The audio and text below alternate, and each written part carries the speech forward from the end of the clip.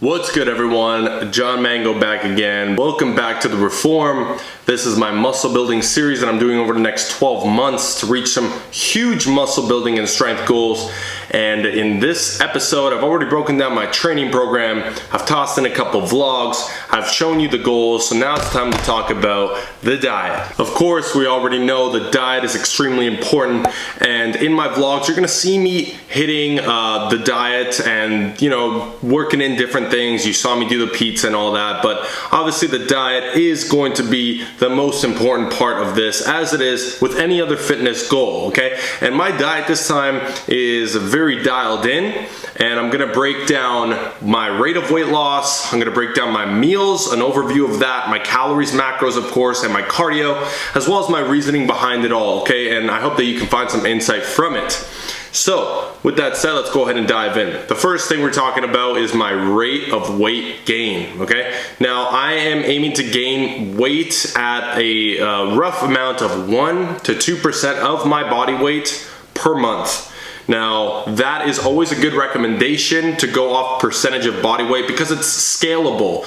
What that means is if I prescribe 1 to 2% weight gain, that applies individually to somebody who weighs 140 pounds versus somebody who weighs 205 pounds in my case. So with that said, 205 pounds, I'm looking to gain 2 to 4 pounds a month, roughly, okay? This obviously equals out to 0.5% to 1% a week.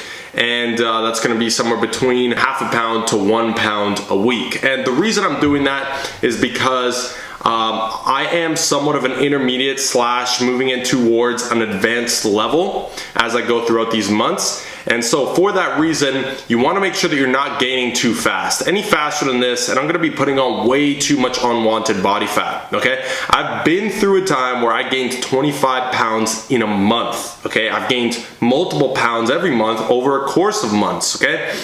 I'm not new to this game. And even when I was more of a beginner, though my training wasn't as dialed in as it is now, when I gained 25 pounds in a month, you can only synthesize so much muscle in 1 month as a natural trainee. And so for that reason, I put on way more body fat than I needed to. And so to mitigate that, you want to go a little bit slower. Typically 1 to 2% of your total body weight per month is a good rate to gain at. Now, there are a lot of people that recommend a slower rate, and I do agree if you're an advanced trainee, somebody who's been building muscle effectively for a long period of time, then you would probably be better off going a little bit slower. But I've still found personally for myself, if I go slower, it's a little bit too slow, and I feel like I'm holding myself back from potential gains. Over the next 12 months, I'm looking to get up to somewhere between 230 pounds, 225, somewhere around there. And so I need to be gaining at this rate to achieve that while minimizing fat gain.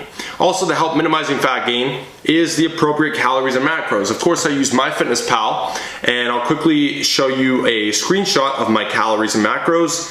But the current calories I'm at, and this is about week 3 into this program, are 3103, or just 3100 calories, okay? And that's going to allow me to be in a surplus to gain at that rate for now. Okay, I'm gonna get into this in a sec. And my macronutrient split for that is actually very specific. So my carbs are set at 51%, which comes out to 395 grams. My protein is 212 grams with 27% breakdown, and my fats are 22% for 75 grams, okay? Now, some of these numbers are not exactly what I recommend most people. For example, the fats are set slightly lower than 25% as I usually recommend. And the reason for that is because I've found with my body, of course, doing this for so many years, tracking for so long, my body doesn't do so well with a higher fat, lower carb type of breakdown. My body reacts better to more carbs. Being a skinny boy, hard gainer, whatever you want to call it, I feel like that may play into it. But of course, everybody's body's different. And that's the reason my carbs are jacked way up. Also, my protein is higher than it typically should be, or is recommended to be, or has been at least for this time, for people that are in a surplus. And the reason for that is actually a study I'm going to put up on the screen here, something I read recently in the Mass Monthly Research Review, which actually conducted a study on bodybuilders who ate high, super high protein, and turns out that there may be some favorable body composition effects if you're eating higher protein in a surplus, okay? So as opposed to me having 450 grams of carbs or 415 grams or whatever, I'm gonna allocate a lot more towards protein because it may have a more favorable effect. Not to mention, it's a lot easier to spill over in carbs than it is in protein. So that's my methodology behind that. And again, I found that the higher carb stuff works best for me. I'm not saying that that's what you should do. Of course, there's a lot of people, and they're typically endomorphs, that don't react so well to high carbs. Luckily, I do. So that is my macronutrient split. Now, it is worth noting on rest days, okay, I do cut my calories down by about 200 to 300 overall. And I just do that because I want to make sure that I'm not going too fast in my weight gain. I'm very, very particular about that because, again, I've messed up many times and I don't want to do it again. Basically, how I adjust as I go forward, when I start plateauing, right now, I shot up to about 208 over the weekend, but I'm coming back, probably should have a set point of around 206, 207 pounds with these macros. And with that said, I adjust bumping up by 25 to 50 grams of carbs or protein when I start hitting a plateau. So my calories will go up by anywhere between 1 to 200 calories at a time. So if I get stuck at 207, I simply bump up calories by adding to my carbs and protein. And probably every second jump, I'll bump up fats a little bit with it as well. But typically my fats don't get anywhere higher than 100 grams, no matter how high in calories I go. Remember, fats are really just a baseline to make sure hormones are taken care of and all of that stuff. And so I don't feel the need to go much higher on that. I really just tweak and adjust the protein and carbs as I keep going up. Of course, like I mentioned, I'm taking weekly weigh-ins, okay? And I'm doing this by taking weekly averages of my daily weigh-ins. I recommend everybody does the same. This is gonna help you keep track. I'm also taking progress pictures and I'm tracking my workouts, as you already know. By the way, if you haven't seen my workout program that I'm following for this series, go ahead and check it out right up top there once you're done watching this one. Next is cardio. So the cardio I do, I try to do it every single day. And that is mostly a preference thing. To be honest, there has been some studies, some research that has shown that you will potentially see some more progress in terms of muscle mass gain if you limit cardio more. This is not to say don't do cardio, because having some form of cardiovascular fitness, and typically a better form of cardiovascular fitness, leads to better recovery, more energy, and so on. And that's what I found, and so that's why I try to do cardio every single day. I just feel better, I feel like I recover better, and not to mention, it really helps when you're doing those damn lunges on leg day. So with that said, I'm gonna be doing cardio every single day, and I'm not too strict on how much I do, whereas when I was cutting, I made sure to do at least 400 calories, even if I had to sacrifice some of the weightlifting.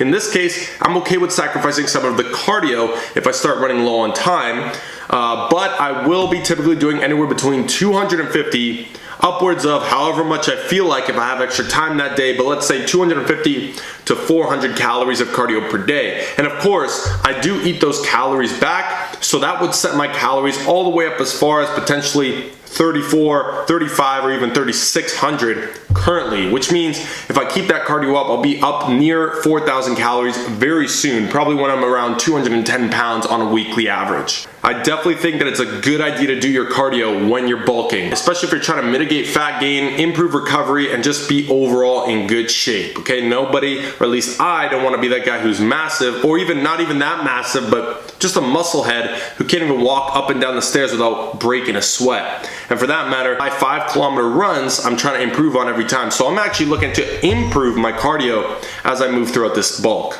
And finally, I want to quickly just take you through some sample meals. I actually have 3 of them right here. I have 3 of these base meals throughout the day, each day, for the most part, at least Monday to Friday. Saturdays and Sundays, typically I'll have 2. Gives me some more room throughout the day to kind of fill in with, I guess, what people would call cheat meals, but they're not cheat meals. I fit them within my calories and macros. But what you'll see is typically 250 grams of sweet potato and 8 ounces of chicken. I've also got turkey here, 220 grams, and 2 cups of rice. Again, typically I have 3 of these meals throughout the day. Then I have my breakfast shake that you've been seeing me have for a while now. And I like to also have banana and protein shake for pre-workout as always. And one thing I do want to mention too before I go on is water. I'm drinking typically between 5 to 6 liters of water a day. So that's also important to note. You want everything to be as on point as possible. My sleep, I'm looking to get between 7, well actually it's more closer to 8 to 9 hours a night, because recovery is the name of the game.